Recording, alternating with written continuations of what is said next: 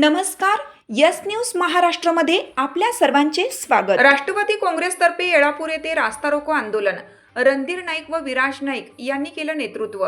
गतिरोधकासाठी आठवडाभराची मुदत, अन्यथा तीव्र आंदोलनाचा इशारा।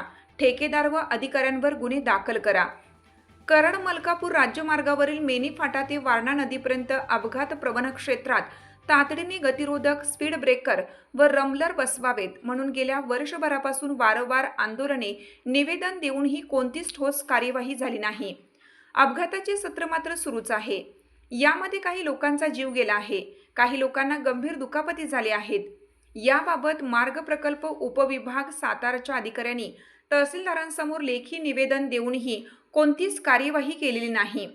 म्हणून पदाधिकारी व या परिसरातील गावातील नागरिकांना सोबत घेऊन कुदळ फावड्यासह हा रस्ता उकरण्यासाठी राष्ट्रवादी काँग्रेस, शरदचंद्र पवार व राष्ट्रवादी काँग्रेस पार्टीमार्फत आज आंदोलन झाले।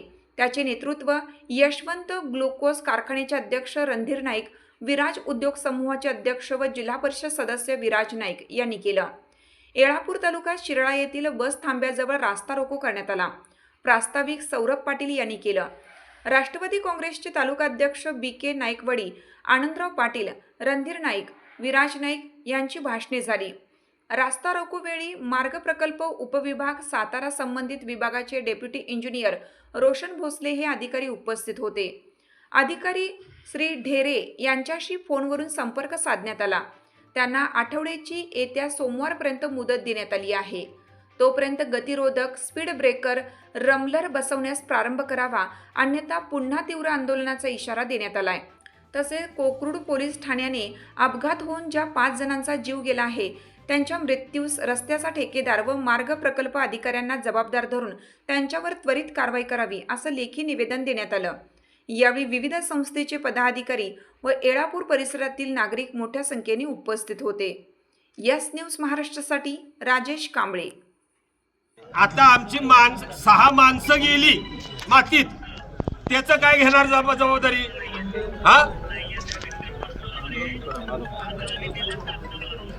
आता मारून तुम्ही दिले, आता ते मारलेल्या ते जर चांगले झाले असते तर आम्हाला आंदोलन करायची काही गरज नाही। साहेब, तुम्ही जे पट्टे मारले त्या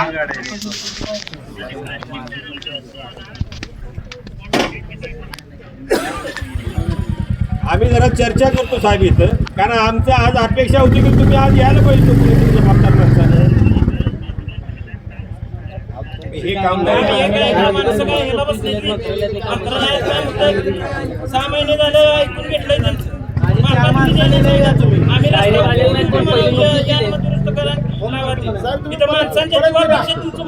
प्रत्येक वेळी महत्वाचं काम असतंय, तुम्ही प्रत्येक वेळी महत्वाचंच काम असतंय, तुमचं बाहेरच असतंय। आलो दर 2 महिन्याला एक मारायला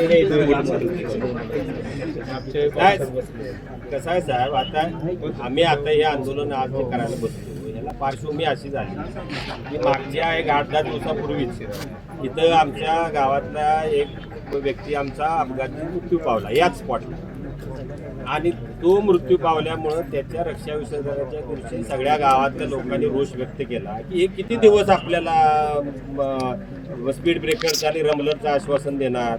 2 वेळा आंदोलन झाली आणि त्यानंतर आम्ही म्हणून तुम्हाला हे नोटीस, आणि त्यानंतर आपण काय ते स्ट्रिप्स मारल्या। आता त्या स्ट्रिप्सवर तुम्ही साहेब उभारून बघा, एक जरी गाडीचा स्पीड त्या स्ट्रिपवर कमी होत असेल तर आम्ही काय तुम्ही म्हणाल ते मान्य करू, तेवढे त्या